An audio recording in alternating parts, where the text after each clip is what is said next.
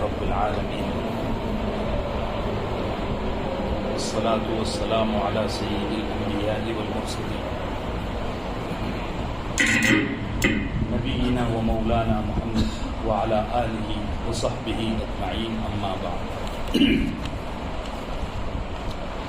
قال تعالى في كتابه المجيد والفرقان الحميد أعوذ بالله من الشيطان الرجيم بسم الله الرحمن الرحيم الذين يتبعون الرسول النبي الأمي الذي يجدونه مكتوبا عندهم في التوراة والإنجيل يأمرهم بالمعروف وينهاهم عن المنكر ويحل لهم الطيبات ويحرم عليهم الخبائث ويضع عنهم إصرهم والأغلال التي كانت عليهم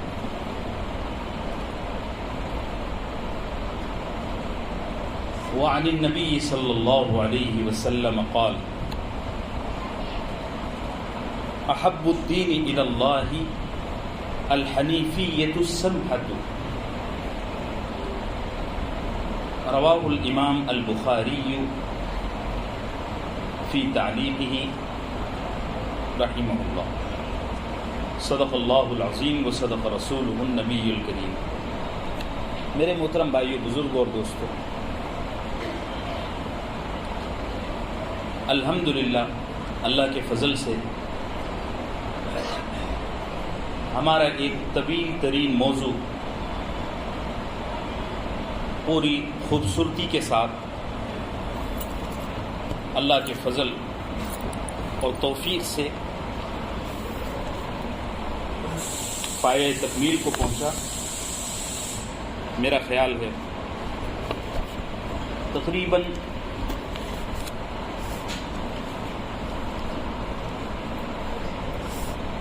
2 سال کا عرصہ ان تفصیلات کو بیان کرنے میں گزرا۔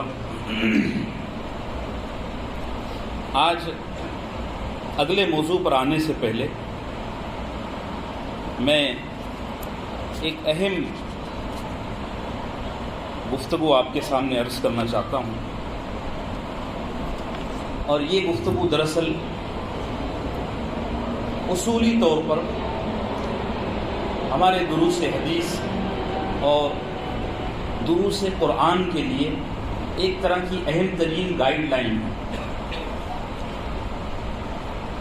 اللہ میرے لیے سمجھانا اور آپ کے لیے سمجھنا آسان فرمائے اور عمل کی توفیق ہم سب کے لیے مرحمت فرمائے۔ کئی دنوں سے، بلکہ میرا خیال ہے درس حدیث کے اور درس قرآن کے شروع ہونے کے چند ہی ہفتوں کے بعد میری یہ چاہت تھی کہ میں اس موضوع پر کچھ اصول اور کچھ گزارشات آپ کی خدمت میں عرض کر دوں، لیکن وقت کی کمی اور بعد میں پھر یہ 2 سال بار بار تالہ بندیاں سلسلہ وار ہوئی، اس لیے یہ گزارشات آپ کی خدمت میں یہ فقیر عاجز پیش کرنے سے قاصر رہا۔ اب چونکہ ایک موضوع تکمیل کو پہنچ گیا اور ہمیں ایک موقع ملا ہے سانس لینے کا، تو میں نے سوچا کہ اس وقت میں آپ کے سامنے کچھ اہم باتیں ایسی جو آپ کو غلط فہمی سے اور مجھے غلط افہامی سے محفوظ رکھیں وہ عرض کر دوں۔ یہ جو ہمارا موضوع چلے گا وہ تو آئندہ ہفتے سے شروع ہوگا، شاید اس کی کچھ چیزیں میں آپ کے سامنے اس ہفتے رکھوں، لیکن بنیادی طور پر جو باتیں آج عرض کرنا ہے وہ یہ ہیں کہ آپ نے درس قرآن میں اس چیز پر غور کیا ہوگا، اور یہاں درس حدیث میں بھی کبھی کبھار سلسلے میں باتیں آ ہی جاتی ہیں۔ اللہ نے سورہ بقرہ میں اور اس کے علاوہ قرآن کریم کی دوسری صورتوں میں یہود کی، نصارہ کی، اہل کتاب کی خامیوں کو بیان فرمایا، اور اتنی تفصیل رکھی ہے کہ مجھے نہیں لگتا کہ قرآن نے یہود اور نصارہ کی کوئی خامی کو، کوئی خرابی کو، کوئی بدعقیدگی کو نہ بیان کیا ہو، بلکہ بعض دفعہ تو ایک چھوٹی سی چیز کو بھی قرآن بڑی تفصیل کے ساتھ لاتا ہے۔ ابھی ہمارا جو جمعے میں درس قرآن چلتا ہے اس میں وہی سلسلہ وار گفتگو ہے، لیکن سورہ آل عمران میں 4 پارے میں اللہ فرماتے ہیں لیسوا سواء من اہل الکتاب امۃ قائمۃ یتلون آیات اللہ آناء اللیل وهم یسجدون یؤمنون باللہ والیوم الآخر ویأمرون بالمعروف وینہون عن المنکر ویسارعون فی الخیرات واولئک من الصالحین۔ یہ 2 آیتیں قرآن کریم کی بتاتی ہیں کہ ہمیں کبھی بھی کسی بھی معاملے میں کسی بھی گروہ کے ایک ہی پہلو کو اور سکے کے ایک ہی رخ کو نہیں بیان کرنا چاہیے، بلکہ موقع بموقع سکے کے دوسرے پہلو کو، دوسری سائڈ کو بھی رکھنا چاہیے۔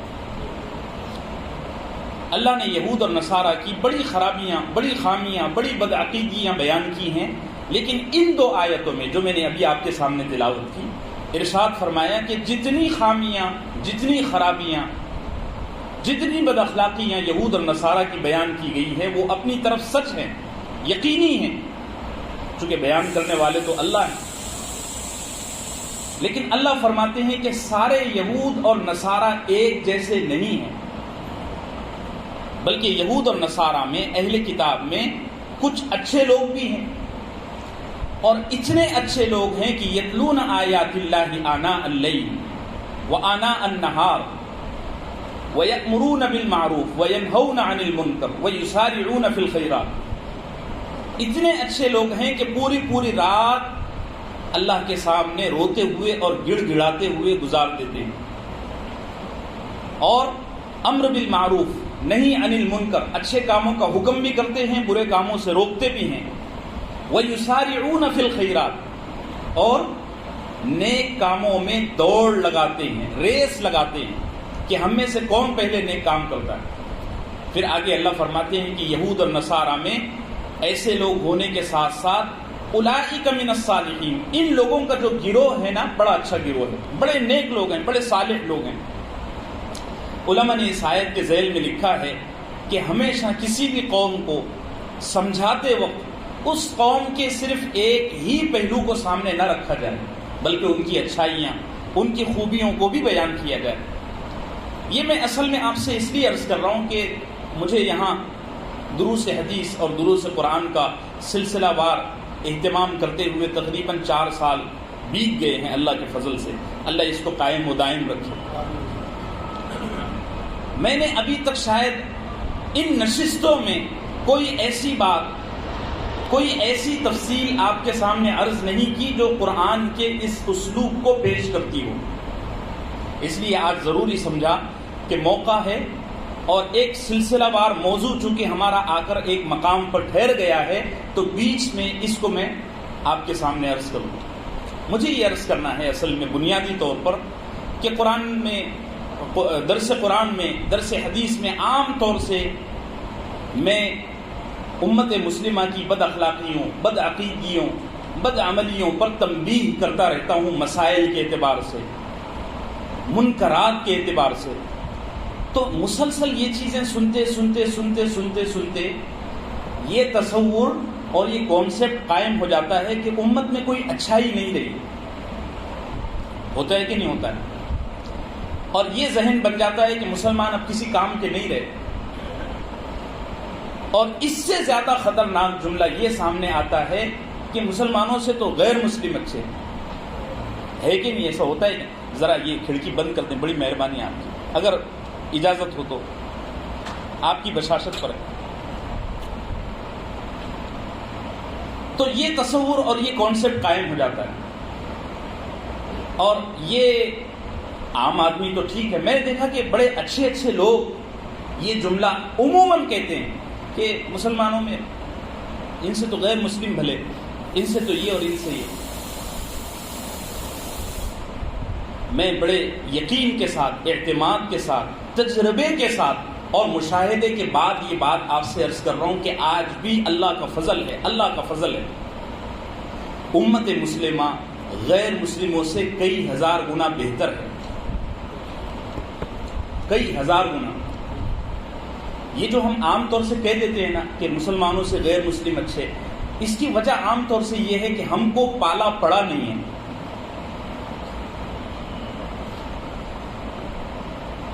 یہاں اکثر لوگ میری سوسائٹی کے، میری رہائش گاہ کے آس پاس کے رہنے والے ہیں، عموماً یہ کہا جاتا ہے کہ گرین پارک میں سب مسلمان ہیں، سارے ایسے ہیں، سارے ویسے ہیں، سارے ویسے ہیں۔ میں بھی کہتا ہوں اور کہنا چاہیے، چونکہ نہیں انل منکر یہ امت کا فریضہ ہے اور اس مسند کا حق ہے، یہ اس امانت کا تقاضا ہے۔ امر بالمعروف اس امانت کا تقاضا ہے۔ اگر میں حدیث کی کتاب کے سامنے بیٹھ کر یہ نہ کروں تو پھر کیا کروں؟ لیکن میں نے گجرات کے وہ علاقے دیکھے ہیں جو غیر مسلم ہیں اور وہاں مسلمانوں کو کباب کی طرح جلایا گیا۔ کوئی ان سے جا کے پوچھے نا، بڑے بڑے اربوں پتی مسلمان جو مسلمانوں کی آبادیاں چھوڑ کر صرف اس لیے ان علاقوں میں جا کر بس گئے تھے کہ ان کے زبان پر یہی تھا کہ مسلمان ڈھنگ کے نہیں ہوتے، تو انہوں نے مسلمانوں کو حقیر سمجھ کر غیر مسلم رہائشوں میں، غیر مسلم آبادیوں میں رہنا پسند کیا۔ وہ اربوں پتی لوگ تھے، اور ایسے لوگ تھے اس زمانے کے، میں نام نہیں لوں گا، آپ خود ہی سمجھ جائیں گے۔ ایسے لوگ تھے جو سرکاری اعتبار سے اتنے بڑے ملازم تھے یا اتنے بڑے عہدوں پر تھے کہ ان کے ایک ایک فارم پر انڈیا کی، ملک کی فوج حرکت میں آ سکتی تھی، لیکن ان کو کچھ کام نہ آئے۔ اصل میں یہ سزا ہے اس جملے کی کہ مسلمانوں سے غیر مسلم ہے۔ مسلمان سے کوئی اچھا کبھی نہیں ہو سکتا جب تک مسلمان کی زبان پر صرف اللہ کا لفظ ہے، باقی سب ختم ہو جائے۔ میں پورے یقین کے ساتھ کہہ رہا ہوں۔ اور یہ جو اس وقت امت ہے نا، اس کے فضائل کے لیے میں بہت باتیں تو نہیں کہہ سکتا، وقت نہیں ہے، اور بھی کچھ تفصیلات عرض کرنا ہے۔ ایک حدیث آپ کو سناتا ہوں۔ ایک دفعہ سرکار دو عالم صلی اللہ علیہ وسلم بیٹھے ہوئے، آپ کے سامنے صحابہ بھی تھے۔ حدیث ایسی ہی ہے یا اس سے الگ الفاظ بھی ہو سکتے ہیں، اللہ کمی بیشی کو معاف فرمائے، چونکہ اچانک سنا رہا ہوں۔ تو اللہ کے نبی صلی اللہ علیہ وسلم نے مجلس میں بیٹھے بیٹھے ہاتھ اونچے کرے اور فرمایا، اے اللہ میرے بھائیوں کی مغفرت فرما۔ پھر فرمایا، اے اللہ میرے بھائیوں کی مغفرت فرما۔ پھر فرمایا، اے اللہ میرے بھائیوں کی مغفرت فرما۔ پھر تیسری دفعہ جب کہا نا تو کیا ارشاد فرمایا، اے اللہ میرے ان بھائیوں کی مغفرت فرما جنہوں نے مجھے دیکھا تک نہیں، لیکن وہ مجھ پر اپنا جان، اپنی مال لٹا دیں گے۔ تو جب 2 مرتبہ اللہم اغفر لی اخی لی اخواننا فرمایا نا تو صحابہ یہ سمجھے شاید ہمارے لیے دعا ہو رہی ہے، لیکن جب یہ فرمایا نا کہ اے اللہ میرے ان بھائیوں کی مغفرت فرما جنہوں نے مجھے دیکھا تک نہیں ہے اور مجھ سے وہ صدیوں بعد آئیں گے، لیکن ان کے عشق کا، ان کے محبت کا یہ حال ہوگا کہ وہ مجھ پر اپنی دولت، اپنا جان، اپنا مال سب لٹا دیں گے۔ تو صحابہ چونکے اور فرمایا، یا رسول اللہ وہ آپ کے کون بھائی ہیں؟ تو اللہ کے نبی نے فرمایا، یہ وہ لوگ ہیں جو کئی صدیوں بعد اس دنیا میں آئیں گے اور مجھ پر بن دیکھے ایمان لائیں گے۔ اور پھر صحابہ سے فرمایا، تم نے تو مجھے دیکھا ہے، مجھ پر وحی اور قرآن اترتے ہوئے دیکھا ہے، مجھے جنگیں لڑتی ہوئی دیکھی ہے، تم میں سے کئی ایسے ہیں جنہوں نے جبریل کے آنے جانے کی آہٹ کو سنا ہے، تو تمہارا کیا کمال ہے؟ صحابہ سے فرمایا، کمال تو یہ ہے کہ مجھ سے آنے والے صدیوں سال بعد مجھ پر ایسا ایمان لائیں گے کہ صرف میرے نام کی عزت کو بچانے کے لیے اپنی گردن، ہیں کہ نہیں ایسے لوگ؟ اس مجمع میں بلکہ شرابی کبابی نالی پر پڑا ہوا نشے کی حالت میں، اس کے سامنے کوئی رسول اللہ صلی اللہ علیہ وسلم کی شان میں گستاخی والا ایک کلمہ بول کر تو دیکھے۔ اب وقت نہیں ہے لیکن چھوڑنا اچھا نہیں لگ رہا ہے، اگنور کرنا مناسب نہیں لگ رہا ہے۔ ہندوستان میں انگریزوں کا دور تھا تو ایک زمانے میں عیسائیوں نے، پادریوں نے ایک تحریک چلائی تھی گستاخی رسالت مآب صلی اللہ علیہ وسلم کی۔ اس میں یہ ہوتا تھا کہ وہ مسلمانوں سے گستاخیاں کرواتے تھے۔ بڑی تفصیل ہے اس کی، میں خلاصے کے طور پہ عرض کروں تو ایک دفعہ کچھ عیسائی نوجوانوں نے ایک شراب خانے میں انٹری لی تو دیکھا کہ وہاں ایک نوجوان مسلمان شراب کے نشے میں دھت پڑا ہوا ہے. تو وہ عیسائی کہنے لگے دیکھو بڑا اچھا موقع ہے, ہم اس نوجوان کو نشے کی حالت میں اس کے نبی کی شان میں غلط الفاظ کہلوا سکتے ہیں, ابھی بڑا اچھا موقع ہے. وہ نوجوان دھت پڑا ہوا ہے, نشے کی حالت میں. وہ 3-4 عیسائی اس کے پاس گئے, وہ ہوٹل کا جو شراب خانے کا جو ٹیبل تھا اس پر بیٹھ گئے اور کہنے لگے شراب پیو گے؟ وہ نشے کی حالت میں مسلمان کہنے لگا نہیں اب بہت پی لی ہے, کافی ہے میرے لیے. پھر وہ عیسائی کہنے لگے تم کو معلوم ہے تمہارا کوئی نبی بھی ہے؟ شرابی کی ایک ذہنیت بن جاتی ہے جب وہ نشے میں ہوتا ہے تو کہ اس کے سامنے جس بھی چیز کا نام لو وہ اس کو 2 گالیاں ضرور دیتا ہے, یہ پکی بات. تو ان عیسائیوں نے جان بوجھ کر رسالت میں آپ صلی اللہ علیہ وسلم کا تذکرہ اس شرابی کے سامنے چھیڑا. اس شرابی نے کیا کیا کہ اٹھ کر گیا, وہاں ایک بڑی بوتل رکھی ہوئی تھی, اس کو کسی جگہ جا کر پہلے پھوڑا. جب بوتل پھوٹ جاتی ہے تو اس میں دھاری دار نقشے نکلتے ہیں, اور آ کر ایک عیسائی کی پیٹھ پر اس کو گھونپ دیا. کہنے لگا خبردار, میں نشے کی حالت میں ہوں لیکن رسول اللہ صلی اللہ علیہ وسلم کے معاملے میں میری ذات ابھی بھی اتنی ہی ہوش مند ہے جیسے میں رہتا ہوں. تو اس کا یہ مطلب نہیں ہے میرے عزیزو, یہ جو کہا جاتا ہے, میں بھی اپنے دروس میں اپنے بیانات میں اور بڑے بڑے علماء اپنے بیانات میں یہ کہتے ہیں کہ مسلمانوں یہ مت کرو, یہ کرو, امت کے لوگوں یہ کرو, یہ مت کرو. اس کا یہ مطلب ہرگز کوئی نہ نکالے کہ امت مجموعی طور پر غیر مسلموں سے بہتر ہے, ایسا کبھی نہیں ہو سکتا. اور میرے عزیزو یہ دنیا قائم ہے نا, یہ جو دنیا قائم ہے نا, یہ اسی مسجد کی وجہ سے, اسی گرین پارک کے مسلمانوں کی وجہ سے قائم. بات سمجھ رہے ہیں؟ کچھ خرابیاں ہیں جن کی طرف توجہ دلانا ضروری ہے. اصل میں ہوتا کیا ہے کہ اگر خرابیوں کی طرف توجہ نہ دلاؤ, نہیں عن المنکر اور امر بالمعروف نہ کرو, تو ہوتا یہ ہے کہ گاڑی کے بریک فیل ہو جاتے ہیں. ہمارے اکابر اللہ علماء کو جزائے خیر عطا فرمائے, بڑی پیاری مثال بیان فرمائی. فرمایا کہ امر بالمعروف اور نہیں عن المنکر اصل میں گاڑی کے 2 بریک ہیں. کیا ہیں 2 بریک؟ ایک آڈیو گاڑی عالی شان ہے, 60-70 لاکھ کی ہے, 10-12 کروڑ کی ہے, وہ آپ کے سامنے میں نے یہاں لا کر کھڑا کر دیا. اور ایک ہونڈا کی کوئی ایک 2-4 لاکھ کی سیکنڈ ہینڈ گاڑی یہاں لا کر کھڑا کر دیا, اور آپ سے کہا یہ جو آڈیو گاڑی ہے نا یہ 10-12 کروڑ کی ہے لیکن اس کی بریک نہیں ہے, اور یہ جو ہونڈا کی گاڑی ہے نا یہ 2-3 لاکھ کی سیکنڈ ہینڈ ہے, یہیں سے گرین پارک میں کسی کے پاس سے میں نے خریدا ہوں. اور آپ کو دونوں میں سے کسی ایک گاڑی سے یہاں سے پونا کا سفر کرنا ہے, آپ بتاؤ آڈیو کو پسند کرو گی یا وہ ہونڈا کو پسند کرو گی؟ ارے بولو بھائی. حالانکہ وہ کتنے کی ہے؟ 10-12 کروڑ اس کی قیمت ہے, لیکن صرف کیا ہے؟ بریک فیل ہے. یہ امر بالمعروف اور نہیں عن المنکر, یہ ایمان والے کی گاڑی کے کیا ہیں؟ بریک ہیں. غیر مسلموں کو آپ جا کر دیکھ لو, کوئی بریک نہیں ہے, جس کے جیسا جی میں آ رہا ہے وہ ویسا کر رہا ہے. معاشرت ان کی یہاں, سماج ان کی یہاں پوری طرح تباہ ہو چکا ہے. جس امریکہ کو تم دیکھ کر آنکھیں جھکاتے ہو نا اور یوں ارے کیا امریکہ, کیا امریکہ, کیا امریکہ, اس امریکہ کی حالت بتاؤں.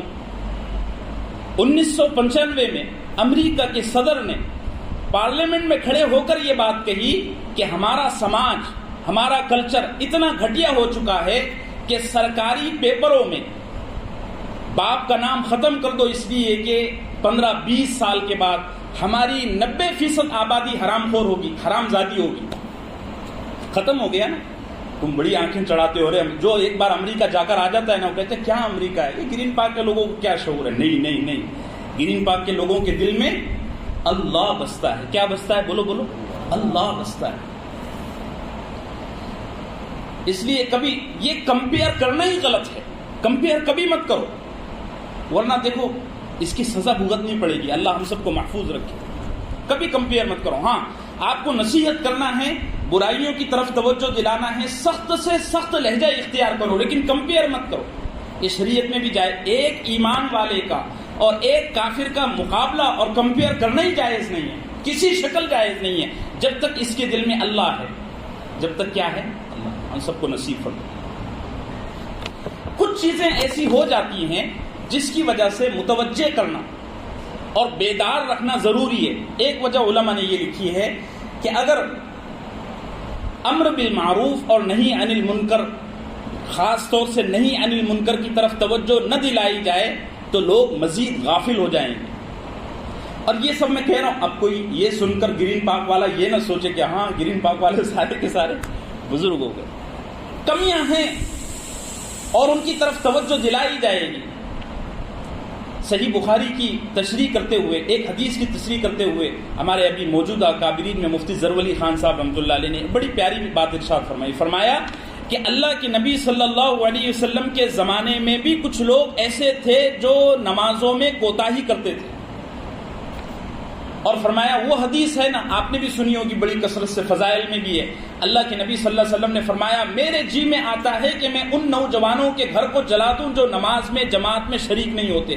پتہ چلا کہ کچھ لوگ اس زمانے میں بھی تھے جو جماعت میں شرکت نہیں کرتے تھے، تبھی تو فرمایا، ورنہ بے وجہ اللہ کے نبی کیوں فرمائے؟ تو ہر زمانے میں کوتاہی ہے، نبی کے علاوہ کوئی معصوم،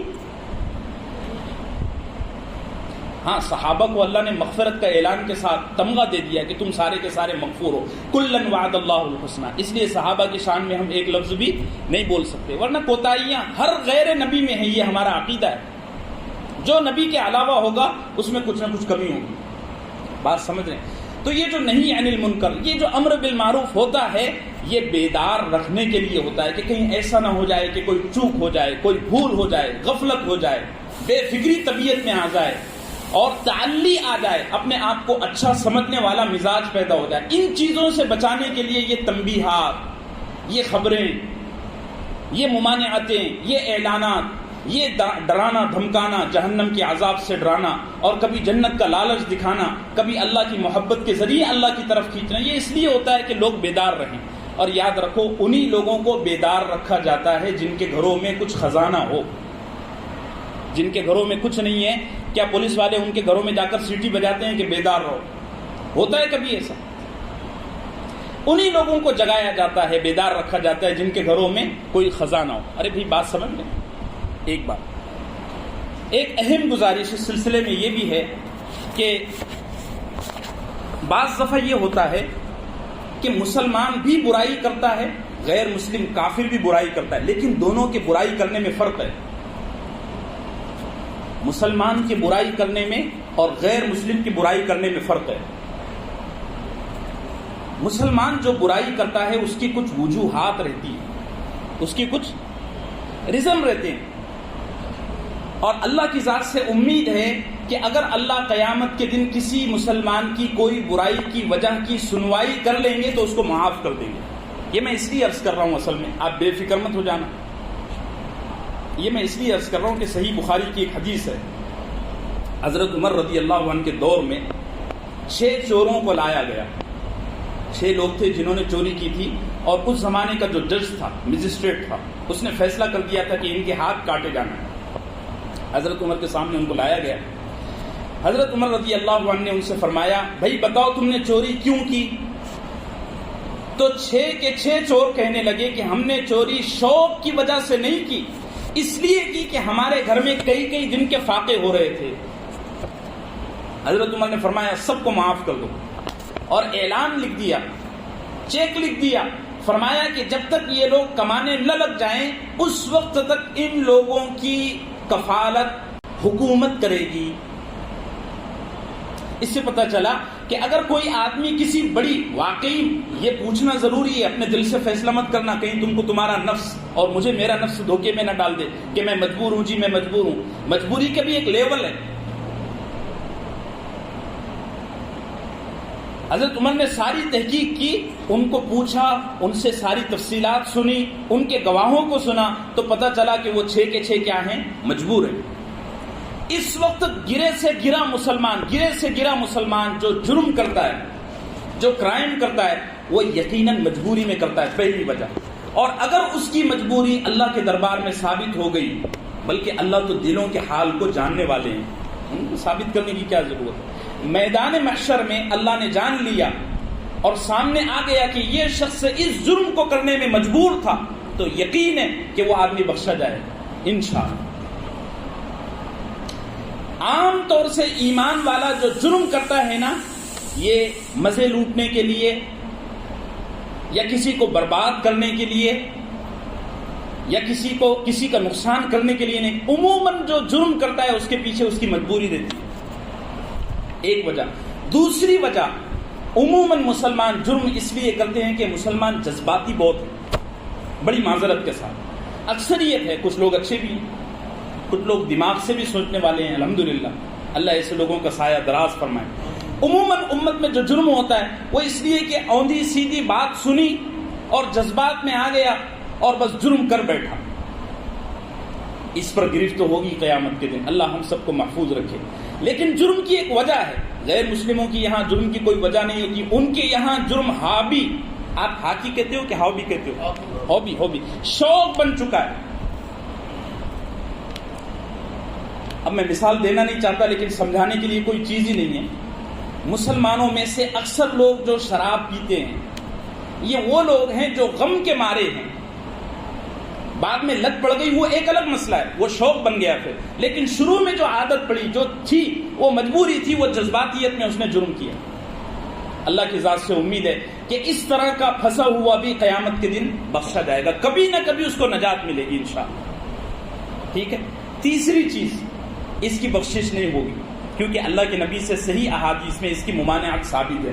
لالچ، بہت سارے مسلمان مال کے معاملے میں، پیسے کے معاملے میں اس لیے بے ایمان ہو جاتے ہیں، کھیچتان کرتے ہیں کہ طبیعت میں کیا ہے، لالچ ہے، ارے 1 کروڑ اور کما دوں، ارے 10 کروڑ بینک میں ڈپازٹ کر دوں، سال 2 سال میں وہ 12 ہو جائیں گے، ایسا ہی ہے نا لالچ۔ اللہ ہم سب کو اس سے محفوظ رکھے، یہ بڑی بری بلا ہے۔ چوتھی چیز ہے جو بڑی اہم ہے، جہالت۔ یہ عنصر نے اور اس کیڑے نے ہمارے ایمان کو کھوکھلا کر دیا ہے۔ کیا کر دیا ہے؟ اتنی جہالت، جسے ہم علم سمجھ بیٹھے ہیں نا، یہ علم نہیں ہے، یہ معلومات ہے، یہ انفارمیشن ہے۔ علم بہت الگ چیز ہے۔ علم کیا ہے؟ ایک دو کسی عالم کے یا کسی یوٹیوبر کے کلپ سن کر اپنے آپ کو بڑا عالم گمان کرنا، یہ کوئی چیز نہیں ہے۔ علم الگ چیز ہے۔ باقی عموماً اتنی جہالت ہے کہ میں آپ کو بتا نہیں سکتا۔ عموماً بہت سارے لوگ جو جرائم کرتے ہیں، جو گناہ اور خطائیں کرتے ہیں، اس کے پیچھے ان کی جہالت ہے۔ ایک واقعہ آپ کو سناتا ہوں۔ حضرت مفتی محمد شفیع صاحب رحمۃ اللہ علیہ، ہمارے اکابرین میں سے، یہ جو مولانا مفتی تقی عثمانی ہے، ان کے والد صاحب معارف القرآن تفسیر جنہوں نے لکھی ہے، ان کے ایک مرید تھے، بہت بہترین آدمی، بعد میں انہوں نے ان کو خلافت بھی دی، تو وہ بڑے کاروباری بھی تھے، کراچی میں ان کا پورا بہترین بہت بڑا کاروبار تھا۔ ایک دفعہ وہ مفتی صاحب کے پاس بیٹھے ہوئے تھے، مفتی شفیع صاحب کے پاس، بات سے بات نکلی، ساری چیزیں آئی، تو ان کی باتوں سے مفتی شفیع صاحب کو ایسا لگا کہ ان کے کاروبار میں کچھ کمی بیشی ہے اور کمانے کا کچھ طریقہ صحیح نہیں ہے۔ تو مفتی صاحب نے ان سے پوچھا کہ یہ جو تم کماتے ہو اس کی ساری تفصیل بتاؤ، تو انہوں نے بتایا، تو اس میں کچھ بنیادی کمزوریاں ایسی تھی جس کی وجہ سے ان کی کمائی میں بڑا سبب یہ تھا کہ ان کی کمائی حلال نہیں تھی، حالانکہ دیندار آدمی، لیکن مسئلہ معلوم نہ ہونے کی وجہ سے، جہالت کی وجہ سے ایک بڑے گناہ میں پھنسے ہوئے ہیں۔ بعض مرتبہ اس طرح کے مواقع میں دل اگر سچا ہو لیکن کسی کوتاہی کی وجہ سے جہالت ہو جائے اور جہالت میں کوئی گناہ ہو جائے، اللہ رب العزت اس کو معاف کرے گے انشاءاللہ۔ تو بڑی جہالت ہے۔ جو آپ کاروبار کرتے ہو نا، میں ہمیشہ اس چیز کو کہتا ہوں، جو کاروبار کرتے ہو، جس چیز کی دکان کھولتے ہو، جو بھی کام کرتے ہو، اس کے بارے میں پہلے کچھ بنیادی معلومات علماء سے لے لیا کرو، ہمیشہ اس کا اہتمام کیا کرو۔ کوئی جاب لگ رہی ہے، آپ بازار میں کسی چیز کی دکان کھول رہے ہو، شیئر میں پیسہ لگا رہے ہو، یا کسی بھی معاملے میں آپ کچھ کر رہے ہو، تو علماء سے پہلے مشورہ کر لیا کرو، ورنہ بعض دفعہ یہ ہوتا ہے کہ آدمی ایک راستے سے کمانا شروع کرتا ہے پھر اس راستے سے اس کو بڑی انکم حاصل ہو جاتی ہے، پھر وہاں سے اس کو لوٹ کر آنا مشکل ہو جاتا ہے، تو شیطان اس کو اس دلدل میں پھنسا دیتا ہے۔ اس لیے جب کوئی کاروبار شروع کرو نا، فوراً اس کو شروع کرنے سے پہلے علماء سے رابطہ کرو. میں یہ عرض کر رہا تھا کہ ایمان والا جو برائی کرتا ہے اس میں اور غیر مسلم جو برائی کرتا ہے اس میں فرق ہے. مسلمان جو برائی کرتا ہے وہ یا تو مجبوری کی وجہ سے یا لالچ کی وجہ سے یا جہالت کی وجہ سے یا جذباتیت کی وجہ سے ہوتی ہے. کفار جو برائی کرتے ہیں نا اس برائی کا معاملہ بہت الگ ہے، بہت الگ ہے. میں ایک دفعہ اگتپوری ہے نا، اگتپوری آپ نے نام سنا ہوگا، وہاں ایک غیر مسلم دوست کی شادی میں گیا، ولیمے میں گیا، وہ ریسیپشن تھا. تو عشاء کے بعد کا ٹائم تھا. اب ہمارا تو بھائی ایسا ہے، ہم فقیر لوگ، جہاں جو مل گیا جہاں بیٹھے بس وہاں بیٹھے. حضرت داغ جہاں بیٹھ گئے وہاں بیٹھ گئے. دارالفتا سے نکلنے کا 2:30 بجے کا وعدہ تھا. کوئی ساتھی مسئلہ پوچھنے آ گیا، اس کو سمجھانے میں 3 بج گئے. پھر ایک اور کوئی آ گیا، اس کو سمجھانے میں 3:30. اس لیے ہم لوگ بھائی ٹائم کی پابندی نہیں رہتی، اکثر اوقات ایسا ہوتا ہے.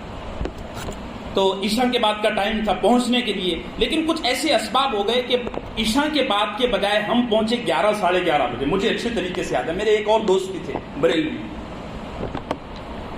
تو ہم گئے تو ہم نے دیکھا کہ پوری کی پوری مجلس، وہاں تقریباً 200-250 لوگ تھے، سب کے سب آئیے بابا جی. یہ کیا منظر ہے؟ پھر وہاں جو کھانا تقسیم کرنے کے لیے جو ویٹر تھے انہوں نے ہم کو دیکھا نا، ہم سب اس لباس میں، اول تو مجلس غیر مسلموں کی، انہوں نے بلایا تھا بڑے محبت کے ساتھ، اس لیے دل رکھنے چلے گئے. جانا نہیں چاہیے لیکن چلے گئے. لیکن وہاں گئے، ہم لیٹ گئے. انہوں نے بہت تاکید سے بولا تھا آپ فوراً 9 بجے 10 بجے آ جانا، اور ڈر ڈر کے بول رہے تھے. لیکن ہم پہنچے 11 ساڑھے 11. مجلس کا رنگ ہی بدل گیا. وہاں ایک مسلمان ویٹر تھا، اس نے ہم کو دیکھا تو کہنے لگا آپ کہیں غلط جگہ تو نہیں آ گئے، کوئی پتہ ایڈریس؟ ہم نے کہا نہیں بھائی، یہ جو کھڑے ہیں اسٹیج پر ان کے بچے کا یہ ہے اور یہ ہے، انہوں نے ہم کو دعوت دی تھی. کہنے لگے اب تو آپ چلے جائیے، اس لیے کہ یہ جو کھانا یہاں رکھا ہوا ہے نا بوفے میں، یہ سارا کا سارا کھانا بھی نشے میں چور ہے. اب کوئی گنجائش نہیں. مجھے بتاؤ کیا کوئی مسلمان گھرانے میں ایسا کبھی ہوتا ہے؟ بولو بولو. ارے بھائی ہاں نہ کچھ تو بولو، میں بھی سمجھوں کہ میں غلط ہوں یا صحیح ہوں. اتنے بڑے مجمع میں کبھی ایسا ہوا کہ سارے کے سارے مسلمان شراب میں ڈل رہے ہوں؟ اللہ کے نبی نے فرمایا والخمر جماع الاسم، شراب تمام برائیوں کی جڑ ہے. جو لوگ جڑ کو اتنی مضبوطی سے پکڑے ہوئے ہیں ان کے تنوں کا کیا حال ہوگا. بات سمجھ رہے بھائی؟ اس مسلمان جو شراب پیتا ہے اس میں اور غیر مسلم کے شراب پینے میں بڑا فرق ہے. اس کے یہاں شراب چائے جیسی ہے، اور ہمارے یہاں کا شرابی کم سے کم یہ تو بولتا ہے کہ میں شراب پیتا ہوں مجھے اللہ معاف کر دے. یہ تو بولتا ہے نا، یہ تو سمجھتا ہے کہ میں حرام کر رہا ہوں. میرے عزیزوں کبھی یہ جملہ اپنی زبان پر مت لاؤ کہ مسلمان غلط ہیں اور مسلمان بڑے ہو گئے، خرابیاں آ گئی، 1400 سال بیت گئے، کوئی سمجھانے والا نہیں آیا. اتنا طویل وقت کسی امت پر نہیں گزرا. 100 60 70 سال میں نبی آیا کرتے تھے سمجھانے کے لیے، اب کوئی نہیں آیا تو یہ غلطیاں ہو گئی، اللہ اس کو معاف کریں گے انشاءاللہ، معاف کریں گے. یہ جملہ آج کے بعد انشاءاللہ یہ کبھی مت کہا کرو. اللہ مجھے بھی توفیق دے اور استقامت دے کہ مسلمان غیر مسلموں سے بدتر ہو گئے. ایسا نہیں ہو سکتا. میں تو شروع سے یہ بات کہہ رہا ہوں نا کہ جب تک کسی کے دل میں بولو اللہ ہے تب تک وہ کائنات کا سب سے افضل اور عظیم آدمی ہے. بات سمجھے بھائی؟ تو اچھا کرنٹ بات آپ کو بتاؤں، مسلمان بچے غیر مسلم بچیوں سے شادی کرتے ہیں، نہیں کرنا چاہیے، حرام ہے. قرآن میں وضاحت کے ساتھ ہے وَلَا تَنْكِحُوا الْمُشْرِكَاتِ حَتَّى يُؤْمِنْ. کسی غیر مسلم عورت سے شادی مت کرو، قرآن نے منع کیا. لیکن کالجوں میں اور ملے جلے ماحول میں غلطی ہو جاتی ہے، مسلمان بچے غیر مسلم بچیوں سے شادی کر لیتے ہیں. مجھے بتاؤ کوئی مسلمان کیس ایسا ہے کسی مسلمان لڑکے نے غیر مسلم بچی سے شادی کے بعد اس پر ظلم کیا ہو؟ ہے ایسا؟ یا اس کو پھنسایا ہو؟ یا کوئی ایسا مومنٹ ہمارا کام کر رہا ہے جو پھنساتا ہو؟ بولو بولو بھائی، آپ بھی اسی سماج میں رہتے ہو. نہیں ہے. جذباتیت کی وجہ سے، محبت کی وجہ سے، اس کی رعنائی اور اس کے حسن کی وجہ سے اس سے نکاح کر بیٹھا. لیکن آپ دیکھ لو غیر مسلم، باقاعدہ ایک تحریک ہے، ایک موومنٹ چلائی جا رہی ہے. یہ ہمارے حافظ شاہد صاحب ہیں، کچھ دنوں پہلے مجھے انہوں نے ذکر کیا میرا روڈ کے کچھ نوجوان بچوں کے سلسلے میں، جنہوں نے 200-250 مسلم بچیوں کو واپس ایمان میں داخل کیا اور ان بچیوں کی کارگزاری سنائی. رونگٹے کھڑے ہو جائیں گے. اور یہ تو لوکل آدمی ہے. بی بی سی کی آپ وہ ڈاکومنٹری اٹھائیے جس میں انہوں نے ان بچیوں کے انٹرویو لیے جو ہائی لیول کی گریجویشن تھی, اعلیٰ تعلیم یافتہ تھی, پھنس گئی بچیاں اور غیر مسلموں نے ان کو لے کر گئے. وہ ایک بچی کی داستان تو آپ نے بھی سنی ہوگی کہ ایک بڑے گھرانے کے غیر مسلم بچے نے اس کو پھنسایا اور اس بچی سے نکاح کیا, اور لے جانے کے بعد وہ بچی خود کہتی ہے کہ میرا روزانہ 5 لوگ کم سے کم ریپ کرتے تھے, اور جب مجھے انہوں نے گھر سے نکالا نا تو میرے بدن میں سلاخیں ڈالی. مسلمان ایسا کرتا ہے؟ بولو بولو بولو بھائی بولو, ہاں نہ کچھ تو بولو. نہیں کرتا. ہمارا تو اللہ کے نبی صلی اللہ علیہ وسلم جنگ کی حالت میں ہیں. ایک دفعہ ایک خاتون آئی جنگ کی حالت میں اور آ کر کے کہنے لگی یا رسول اللہ, آپ مسلمانوں کی نبی ہوں, آپ کے کسی ساتھی نے میرے کچھ سامان کو غیر جائز اور غیر مناسب طریقے سے لے لیا ہے.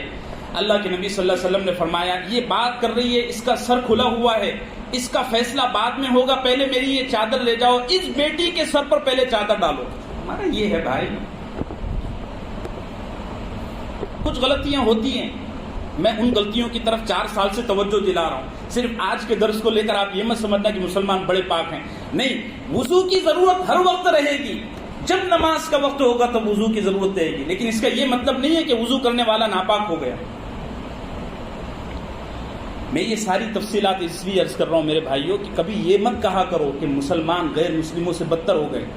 گرین پاک کے وہ لوگ جو ضرورت سے زیادہ ABCD کا رٹا لگا چکے ہیں, وہ یہ مت کہا کرو کہ مسلمانوں کو رہنے کا سلیقہ نہیں ہے, ورنہ میں تمہارا ہاتھ پکڑ کر ان مسلمانوں سے ملاؤں گا جن کے خاندان گجرات کے فسادات میں زندے کباب بنا دیے گئے. وہ اسی نشے میں بھوت تھے نا جی کہ مسلمان غیر مسلموں سے بدتر ہوتے ہیں. اللہ ہم سب کو محفوظ رکھے. اچھا, مسلمان کے برائی کرنے میں غیر مسلم کے برائی کرنے میں فرق تو آپ کو سمجھ میں آ گیا ہوگا. اب مسلمان کے اچھائی کرنے میں اور غیر مسلم کے اچھائی کرنے کا فرق بھی دیکھو.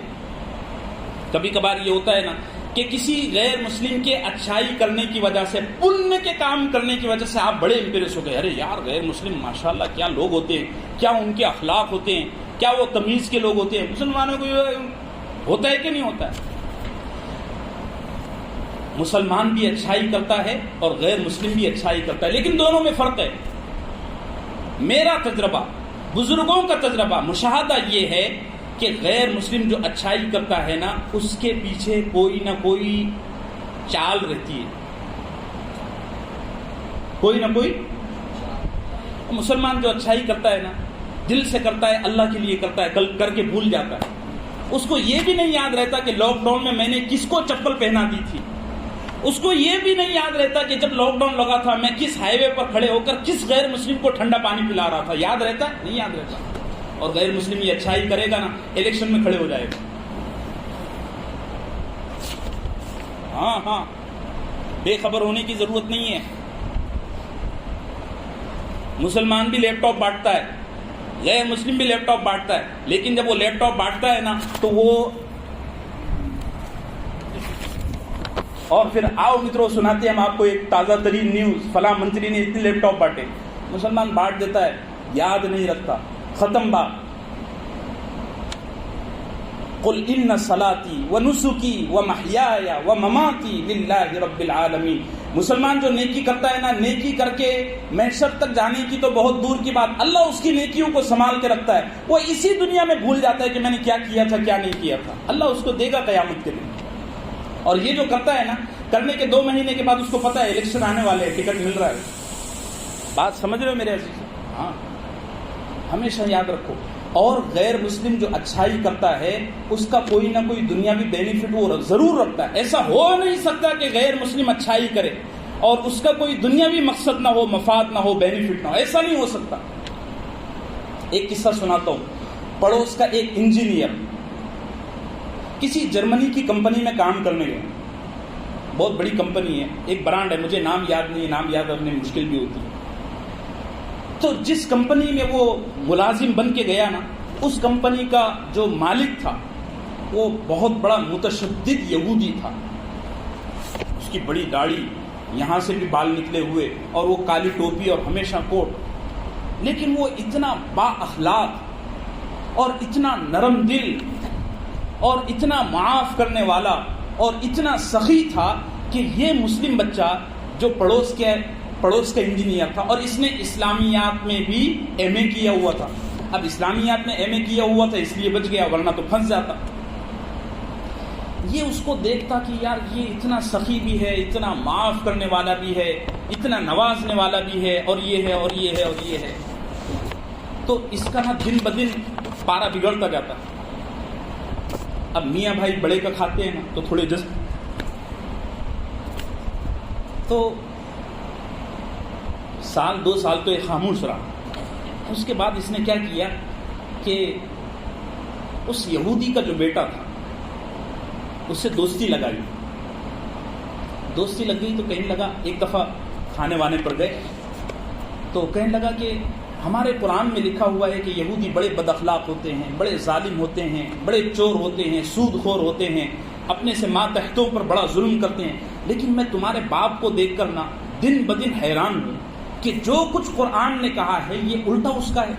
قرآن کہتا ہے کہ یہودی بڑے بد اخلاق ہوتے ہیں، تمہارا باپ اتنا بڑا با اخلاق ہے کہ میں نے ایسے اخلاق والا دنیا میں نہیں دیکھا. میں نے قرآن میں پڑھا کہ یہودی بڑے کنجوس ہوتے ہیں، تمہارا باپ اتنا سخی ہے کہ روزانہ سارے ورکروں کو فری میں کھانا کھلاتا ہے، ہر چھٹی پر آنے جانے کا کرایہ پوری دنیا میں کسی بھی ملک کا ہو دیتا رہتا ہے. اس نے ساری تفصیلات. وہ یہودی مالک کا بیٹا دیر تک سنتا رہا. ساری چیزیں سننے کے بعد اس نے زور سے قہقہا لگایا اور قہقہا لگا کے کہنے لگا کہ یہ سب تم دیکھ رہے ہو نا، یہ اصل میں ہم کو دنیا میں نیو ورلڈ آرڈر، جس کو ہمارے یہاں علماء دجالی سسٹم کہتے ہیں، اس کو نافذ کرنا ہے. اب اگر ہم اس سسٹم کو دنیا میں طاقت کے زور پر نافذ کریں گے تو 2 چیزیں ہوں گی، یا تو ہم ہلاک ہو جائیں گے یا پوری دنیا ایٹمی جنگیں لڑ کے ختم ہو جائے گی. تو ہم نے یہ طے کیا ہے کہ ہم اس سسٹم کو محبت اور اخلاق کے ساتھ یہ جال بچھائیں گے، اور تم جیسے معصوم اور بھولے مسلمان اس میں پھنس. چونکہ دنیا میں مسلمانوں کے علاوہ چیلنج کرنے والا کوئی نہیں ہے، کوئی نہیں ہے. یہاں تو جتنے کنکر اتنے شنکر والا معاملہ ہے نا. تو ہم تم کو پھنسانے کے لیے یہ اخلاق، یہ تمیز، یہ تہذیب، یہ سخاوت اور یہ مروت کا ڈھونگ، یہ اصل میں کچھ نہیں ہے. میرا باپ جب کمپنی سے آتا ہے نا تو آ کر زور سے ہنس کر خود روزانہ کہتا ہے کہ آج میں نے مسلمانوں کو اتنا امپریس کیا کہ اگر ان مسلمانوں کے سامنے میں آج نیو ورلڈ آرڈر کے ایگریمنٹ پیپر دے دوں کہ آج اس پر سائن کر دیں گے. مسلمان جو اخلاق سے پیش آتا ہے، یا بلکہ میں ایک جملہ بڑے کانفیڈنس کے ساتھ کہتا ہوں، مسلمان کی برائی غیر مسلم کی اچھائی سے بھی اچھی ہے. بعض مقامات پر، سب مقامات پر نہیں. ارے میرے عزیزو، ایک وہ آدمی ہے جو اپنی چھت پر سے کبوتر کو کنکر مار کے اڑا دے، ایک وہ آدمی ہے جو اپنے گھر کی چھت پر جال بچھائے اور اس پر کبوتر کے پسند کی ڈش ڈالے. دونوں میں بدماش کون ہے ذرا بولو تو؟ جو ڈش ڈال رہا ہے. وہ تو پتھر مار کے اس نے بھگا دیا، ٹھیک ہے کہ ختم ہو گئی بات. یہ جو مسلمان کبھی کبھار پتھر مارتا ہے نا، یہ وہی ہے، یہ پھنسانا نہیں چاہتا کسی کو. اللہ کے نبی کی ایک حدیث ہے، ایک ہی جملہ ہے لیکن میرے 1.25 گھنٹے کی تقریر کا خلاصہ ہے. اللہ کے نبی نے فرمایا، موطا امام مالک کی اوتھنٹک ترین حدیث ہے، اللہ کے نبی نے فرمایا، المؤمن غر کریم والفاجر خب لئیم. آپ نے فرمایا ایمان والا بھولا بھالا سیدھا سادہ ہوتا ہے، کسی کے ساتھ وہ سختی سے پیش بھی آ جاتا ہے نا تو دل میں کالا نہیں رکھتا. اور فاجر کا، کافر کا معاملہ یہ ہے کہ خب لئیم، یہ بڑا کمینہ، بڑا دھوکے باز، بڑا جال بچھانے والا ہوتا ہے. میرے عزیزو بات سمجھ رہے ہو؟ میں نے تو یہاں تک معلومات حاصل کی ہیں کہ بعض سوسائٹیوں میں، بعض فلیٹ میں مسلمانوں کو جو مکان نہیں دیتے نا، اس کے پیچھے وجہ یہ ہے کہ وہ اپنے علاقے کی ویلیو کو بڑھانے کے لیے یہ سب کرتے ہیں. اب اس کی بڑی تفصیلات. تو میں یہ عرض کر رہا تھا کہ مسلمانوں میں جو اچھائیاں ہیں، جو خامیاں ہیں، وہ یقیناً خامیاں ہیں، ان پر ٹوک روک، نوک جھونک ہونا چاہیے. اگر یہ نہیں ہوا تو طبیعت بے خبر ہے، نفس دھوکے باز ہے، شیطان کی چالیں ہم پر رات دن بیڑا ڈالے ہوئے، کب ہمارا بیڑا غرق ہو جائے. اس لیے یہ جاگتے رہو جاگتے رہو جاگتے رہو جاگتے رہو کا نعرہ لگایا جاتا ہے. اور اگر اس میں کمی آ گئی تو ہو سکتا ہے برائی مزید بڑھ جائے. اس لیے لاک ڈاؤن لگانا، بولو بولو، یہ نوک جھوک کرنا، یہ روک ٹوک کرنا ضروری ہے۔ ابھی جمعے کے روز میں درس قرآن کے لیے آ رہا تھا، اس مسجد کے ایک پابندی مسلی مجھ سے کہنے لگے، مولانا بڑے دکھ کے ساتھ کہنا پڑ رہا ہے، ہمارے راجستھان میں پورے ضلع میں کوئی ایک غیر مسلم لڑکی بھی کسی مسلمان کے ساتھ، کسی غیر مسلم کے ساتھ نہیں بھاگتی تھی۔ اب صورتحال یہ ہو گئی ہے کہ مسلمان بچیاں پتہ نہیں کس وجہ سے غیر مسلم لڑکوں کے ساتھ کئی معاملات میں، کئی دیہاتوں میں، کئی ضلعوں میں فرار ہو رہی ہیں۔ یہ اصل میں کمی آ گئی نا روک ٹوک میں، یہ سب ہو گیا۔ اللہ ہم سب کو محفوظ رکھے اور دعا یہ کریں کہ اللہ ہم سب کو اعلیٰ ترین اخلاق سے نوازے، جو خرابیاں ہیں اللہ ان کو معاف فرمائے، دنیا میں ان کی اصلاح فرمائے۔ 2-4 چیزیں میں آپ سے عرض کر دیتا ہوں۔ مسلمانوں میں کچھ کمیاں ایسی ہیں کہ جس کی وجہ سے مسلمان نقصان اٹھا رہے ہیں، کچھ کمیاں واقعتاً ہیں، اور کمپیئر تو میں نہیں کر سکتا اس لیے کہ میرا بھی اتنا مشاہدہ نہیں ہے، لیکن کچھ خامیاں ایسی ہے جس نے ہمارے تھیلے میں، نیکیوں کے تھیلے میں چھید کر دیا ہے۔ ورنہ آج بھی مسلمان نیکیاں کرنے میں پیچھے نہیں ہے، سب سے آگے ہے۔ صرف حج پر لوگ کتنے جاتے ہیں، ہاں جی، پریشانی آتی ہے تو مسلمان کتنا لٹا دیتے ہیں۔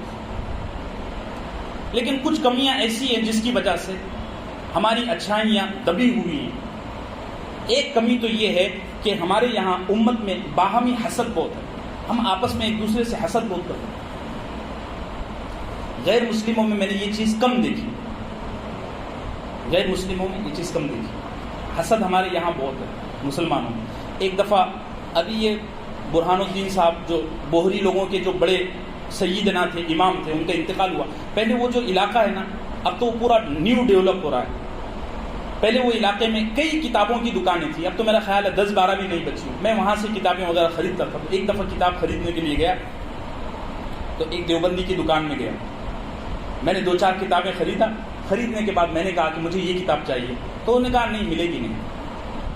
میں نے کہا میں تلاش کرتا ہوں۔ بازو ایک بریلوی بھائی کی دکان تھی، میں اس میں گیا، میرے ساتھ میں ایک مسجد کے خادم بھی تھے، بریلوی بھائی کی دکان میں گیا تو وہاں مل گئی۔ تو میں وہ کتاب لے کے خوشی دیوبندی کی دکان میں آیا، ان کی یہاں چونکہ میں کتابیں خرید کے رکھا تھا کہ میں آتا ہوں، آپ اس کو اپنے یہاں رکھیں۔ تو میں نے کہا آپ کے بازو میں جو دکان ہے یہ کتاب وہاں مل گئی۔ وہ کہنے لگے ہاں مجھے پتا تھا وہاں ملے گی، لیکن وہ لڈو ہے نا اس لیے میں نے آپ کو اس کا ایڈریس نہیں دیا۔ ہمارے یہاں حسد اور تعصب بہت ہے، بہت تعصب۔ ایک چیز، دوسری چیز ہمارے یہاں جہالت بہت جہالت ہے۔ علم نہیں ہے، یہ دھوکے میں مت رہو، علم بہت الگ چیز ہے، بہت جہالت۔ اس چیز نے ہمارا بیڑا غرق کیا ہوا ہے۔ پڑھو، دین کو بھی پڑھو، دنیا کو بھی پڑھو۔ اب دیکھو نا ہمارے یہاں مسجد میں جو 500 جو نمازی آتے ہیں ڈیلی، ان میں سے 500 میں سے 50 ایسے رہتے ہیں جنہوں نے واقعتاً نماز سیکھ کر پڑھی ہے، یعنی وہ باقاعدہ کسی عالم کے پاس گئے، کسی مدرس کے پاس گئے اور نماز سیکھ کر پڑھی۔ میں ابھی 2-4 روز پہلے ساتھیوں سے اس کا تذکرہ بھی کر رہا ہوں۔ باقی جو اکثر ہوتے ہیں وہ بس وہ ہیں کہ رکوع ایسا کرتے ہیں تو رکوع ایسا کرتے ہیں، سجدہ ایسا کرتے ہیں تو سجدہ ایسا کرتے ہیں، بس دیکھ لیا ہوا ہے اور کچھ چیزوں کا رٹا لگایا ہوا ہے، بس پڑھ رہے ہیں۔ نماز ہر عمل سیکھ کر کرو، یہ جہالت ختم کرو، اپنے دین کو پڑھو۔ آپ بریلوی ہو بریلوی کتابیں پڑھو، آپ دیوبندی ہو دیوبندی کتابیں پڑھو، آپ ہر آدمی اپنے مسلک کی کتابیں پڑھے۔ اچھا، علم آنے کے بعد اگر اختلاف ختم نہیں ہوگا نا، ویسے جب علم آتا ہے نا تو جیسے لائٹ روشن ہونے کے بعد پورے کمرے کو روشن کر دیتی ہے، ایسے ہی علم آنے کے بعد بدتمیزیاں، بد اخلاقیاں اور یہ ساری چیزیں خود بخود ختم ہو جاتی ہے۔ ایسے علم آنے کے بعد یہ چیزیں ہوتی ہیں۔ تو علم آتا ہے نا تو یا تو اختلاف ختم ہو جائے گا یا اختلاف کو برداشت کرنے کا مزاج پیدا ہو جائے گا۔ 2 عالم آپس میں اختلاف کرتے ہیں لیکن خوب محبت ان میں رہتی ہے۔ 2005 میں جمعیت علماء ہند میں اختلاف ہوا، مولانا ارشد مدنی صاحب دامت برکاتہم کا الگ گروپ بنا، مولانا محمود مدنی کا الگ گروپ بنا، جمعیت 2 حصوں میں تقسیم ہو گئی۔ جو جاہل لوگ تھے، ایک دوسرے کے اندھ بھکت تھے، انہوں نے ایک دوسرے پر جانی لیوا حملے بھی کیے، مسجدوں میں مدرسوں میں خوب انتشار ہوا۔ لیکن میں نے خود اپنی آنکھوں سے دیکھا، اسی زمانے میں جب یہ انتشار، یہ اختلاف عروج پر تھا، میں نے دہلی میں دیکھا کہ مولانا ارشد مدنی صاحب کی طبیعت خراب ہوئی تو محمود مدنی صاحب ان کو دیکھنے کے لیے گئے اور وہ دونوں آپس میں ایسے بیٹھے ہیں جیسے کچھ ہوا ہی نہیں۔ علماء جب اختلاف کرتے ہیں، علم والے جب اختلاف کرتے ہیں تو علم کی وجہ سے اختلاف کے باوجود بھی دل ملے ہوئے رہتے ہیں۔ حضرت امیر معاویہ اور حضرت علی میں جنگیں ہوئی، لیکن صبح جنگ ہوگی اور شام میں دونوں صحابہ ایک دسترخوان پہ بیٹھ کے کھانا کھا رہے ہیں. علم آئے گا تو اختلاف کو برداشت کرنے کا مزاج اور ڈھنگ آئے گا. ہمارے یہاں جہالت بہت ہے, تو حسد اور جہالت. تیسری چیز, ہمارے معاملات صحیح نہیں ہیں. مسلمان لین دین میں بہت پیچھے ہیں. جس کا لیتے ہیں بس ڈبانے کی نیت سے لیتے ہیں. اللہ کے نبی نے فرمایا ادا کرنے کی نیت سے لو تو اللہ بھی تمہاری مدد کرے گا. اپنے معاملات صحیح کرو. غیر مسلموں میں معاملات کو صحیح طریقے سے نبھانے کا بڑا اچھا رویہ ہے. ہمارے یہاں یہ چیز نہیں. قرض لیتے ہیں تو بہت گھماتے ہیں, بہت گھماتے ہیں, بہت گھماتے ہیں. بیچارے کی چپلیں اتنی گھس جاتی ہے کہ اس کا قرض اتنا نہیں ہوتا. معاملات ہمارے بہت گندے ہیں. وہ ہمارے کرلا کے ایک حاجی صاحب ہیں, حاجی انیس صاحب, وہ بڑا اچھا واقعہ بیان کرتے ہیں کہ کسی مسلمان کی یہاں وہ گئے تو اس نے کہا میری یہ دکان ہے, کسی کو کرائے سے دینا ہے. تو انیس صاحب کہنے لگے کہ میرا ایک ساتھی ہے, میں اس سے بات کرتا ہوں. وہ کہنے لگا مسلمان ہے غیر مسلمان؟ کہنے لگا مسلمان. کہنے لگا یہ دکان میں مسلمان کو نہیں دے سکتا, کیونکہ ایک جنات بھوت اس کمرے میں آباد ہو جائے تو 2-3 تعویذ دے کر میں اس کو یہاں سے نکال سکتا ہوں, مسلمان کو.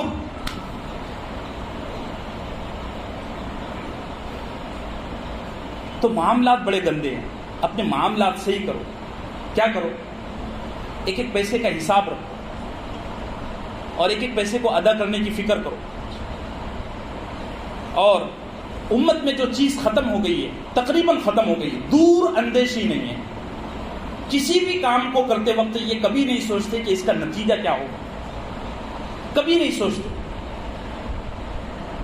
میرے عزیز و باز, خاص طور سے نوجوان, اور ہمارے رسول صلی اللہ علیہ وسلم کی سنت ہے, سنت ہے. یہ کوئی ایسا نہیں کہ سماجی وہ کام ہے, اچھا کام ہے کر لو, نہیں کرو تو بھی. یہ سنت ہے باقاعدہ. کریں گے تو بڑی نیکی ملے گی اور دنیا میں بھی کامیاب ہوں گے. دور اندیش بنو. یہ جو میں اس وقت کر رہا ہوں 5-10 سال کے بعد یا گھنٹے 2 گھنٹے کے بعد اس کا کیا نتیجہ آئے گا, اس کو دیکھو. اب اس کی بڑی تفصیل ہے, میں یہاں صرف اصول کے طور پر آپ سے عرض کر رہا ہوں کہ اپنے مزاج میں دور اندیشی لاؤ اور بہت زیادہ جذباتی مت ہو جایا کرو. ایک چیز ہے, خود غرضی بہت ہے امت میں. وہ میرا ایک بچہ ہے, وہ کہتا ہے اپنی دیوالی ہو جائے پھر دوسرے کا دیوالا ہو چلے گا. وہ کیا کہتا ہے, میں اپنی دیوالی منا لوں پھر کسی کا دیوالا ہو چلے گا. ایسا مت کرو. الیکشن جب آتے ہیں تو 500 کی آبادی ہے, 150 مسلمان کھڑے ہو جاتے ہیں. خود غرضی بہت خود غرضی ہے. اچھا, ہم الیکشن میں ووٹ بھی اسی بنیاد پر دیتے ہیں کہ کس نے میرا کتنا کام کیا تھا. یہ نہیں دیکھتے کہ یہ آدمی امت کا یا قوم کا یا ملک کا کتنا ہمدرد ہے, کبھی نہیں دیکھتے.